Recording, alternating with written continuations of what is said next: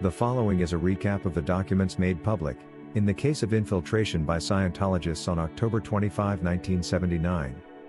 This can be found in the New York Times Archive, Original Context, Section A, page 21. It was released to the public, indicated that the Church of Scientology had infiltrated the Justice Department and the IRS with spies, and had bugged an IRS meeting concerning the church's tax exemption. These revelations came from a 10-inch stack of documents ordered released by Federal District Judge Charles R. Ritchie. As part of an unusual plea bargaining arrangement, Judge Ritchie was scheduled to issue a verdict the following day for 9 church leaders accused of conspiracy and theft of government documents. The FBI had confiscated these documents in 1977 from the Los Angeles office of the Church of Scientology, which claimed to have 3 million members. Details of spying and theft. Although the August 1978 federal indictment had mentioned the use of spies, bugging devices, and thefts, the newly released documents provided the first detailed account of the planning allegedly undertaken by church leaders.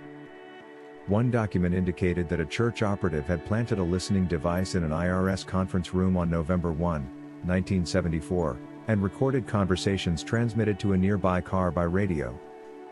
At one stage, the documents revealed, the church had gathered so many IRS materials that one office was nearly filled with 15,000 documents. Another church document outlined a scheme to obtain secret IRS documents, by orchestrating a fake incident involving a psychotic IRS staff member, who would mail out IRS files to various individuals and groups, including the Church of Scientology, thereby giving the church legal grounds to demand its full IRS files.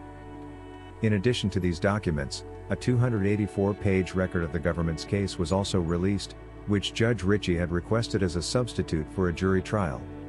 Although prosecutors preferred a full jury trial, they had agreed to a written case as part of plea bargaining with the defendants. The government, however, had argued unsuccessfully for a full jury trial, maintaining that the plea agreement had never been finalized.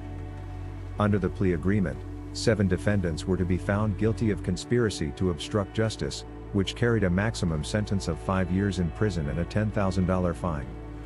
These defendants included none other than Mary Sue Hubbard, wife of the church's founder, L. Ron Hubbard, as well as Henning Helt, Hugh Snyder, Richard Wigand, Gregory Willardson, Cindy Raymond, and Gerald Bennett Wolfe, who worked in the IRS. Additionally, Mitchell Herman was to be found guilty of conspiracy to illegally obtain government documents, carrying the same maximum punishment, and Sharon Thomas, who according to the indictment, worked in the Justice Department, was to be found guilty of a misdemeanor theft count.